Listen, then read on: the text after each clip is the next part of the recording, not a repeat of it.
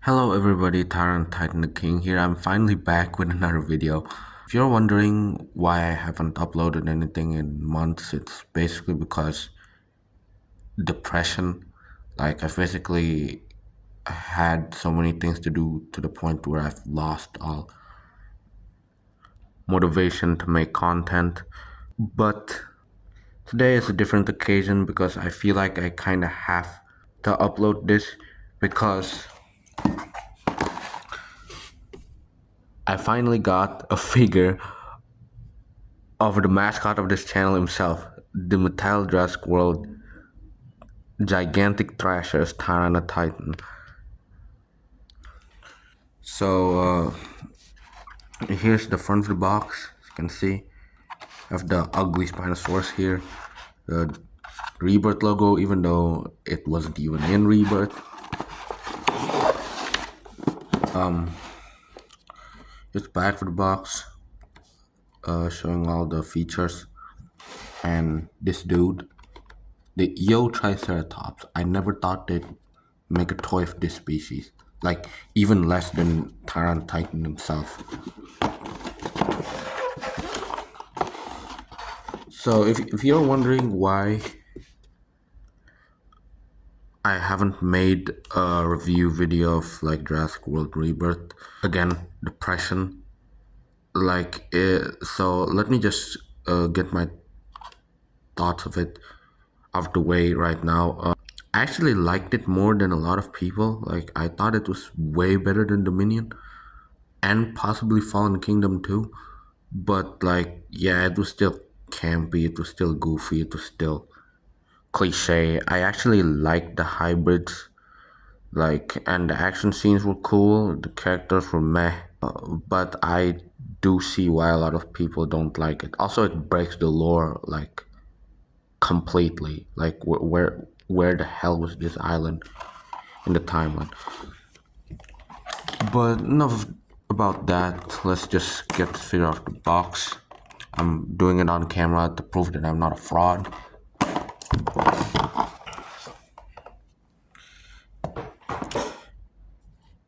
And here he is.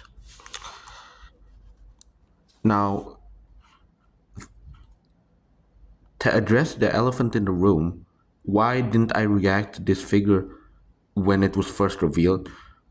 The answer is simple. It's mid.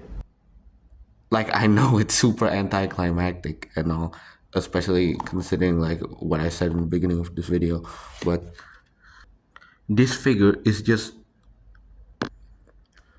nothing amazing, and I'll get to why right now. So the head doesn't really look like a Tyrannotitan. It gets the general shape across, with the sloped skull and thin bottom jaw, but the eye is too low and it's probably not sloped enough. It's also shrink wrap, but whatever, it's just a stylistic choice at this point. You can see the inside is just a generic glossy pink. The head is way too small. If you look at pictures of Tyrannotitan, you'll see that the head is supposed to be way bigger than this. It should come up to here or something. And that's what these giant carcharodontosaurs are known for, the giant heads. The neck is also very thin, which is to match the smaller head. The arms are way too big. Tyrannotitan had pretty much the smallest arms with the carcharodontosaurs. And the body, it might be a bit too skinny or something, but it's not that bad. And the rest of the figure is just fine, but because the head and the general front area is wrong, it just sort of ruins the whole figure. So anyway, for the other details, I do like this color scheme. I think it's really nice. The very dark blue on top of green, and with the orange throat pouch is very pleasant to look at, as well as this patterning on the face. They also continued the striping all the way to the tail, which is something they don't normally do. I also like the spikes. I don't know why, it just gives that like edgy 2000s dinosaur vibes. The claws are not painted and the nails are also not painted, but you've pretty much come to expect that from Mattel. So yeah, that's basically it for the appearance. But another big flaw of this figure is its size. If, of course, as you know, Tyrannotitan has Titan in its name and was one of the biggest theropods. And yet this figure is tiny. Like, if you compare this to the Concavenator from 2019, which is just covered in dust. I haven't dusted my figures. Ugh. Like, they're pretty much the same height. And, like, almost the same width as well. He's slightly longer, but that's about it.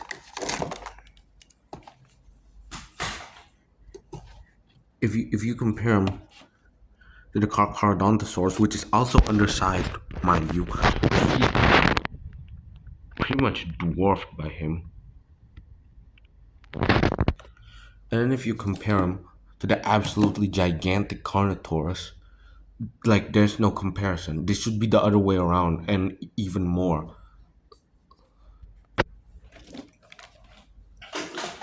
And this is not just a problem for this figure, but a lot of other figures as well, like the Mapusaurus and even the Eotriceratops on the box. I don't know why Mattel keeps making big dinosaurs small and small dinosaurs big. Like, is it because of the appeal factor or something? But I just don't get it. So anyway, I've been so worked up with the issues that I've almost forgot to mention the play features. So basically, you move this guy's tail like down, and he chomps down, and then you move it up. Or sorry, you move it up to make him chomp down, and you move it down to make him chomp up, and you can also move it side to side.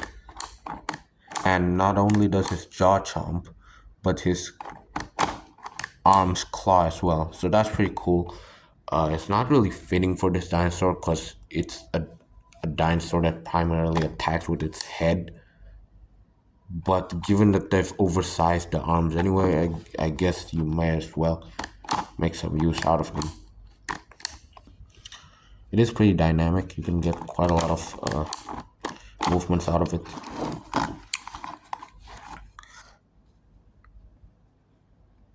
And that's basically all I have to say about this figure. Is this a good figure? If you completely ignore what dinosaur this is supposed to be, yeah, it looks cool. It's big enough, like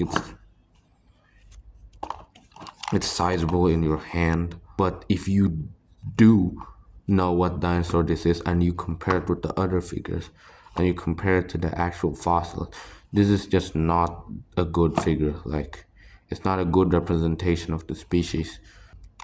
And it's also out of scale, which is a big deal in my opinion because it hinders the immersion you get with the figures. Is it worth it? I guess so. Like, you have a pretty fun feature. Looks nice if you ignore what it's supposed to be. So yeah, I guess I'll give this figure like 5 out of 10. Like, it's not horrible, but it's just disappointing. So that's basically it for this review. Sorry that the first video I post in months is a negative one. But hey, at least we finally have a figure of this species. Don't expect any videos coming soon after this. So yeah, that's basically it.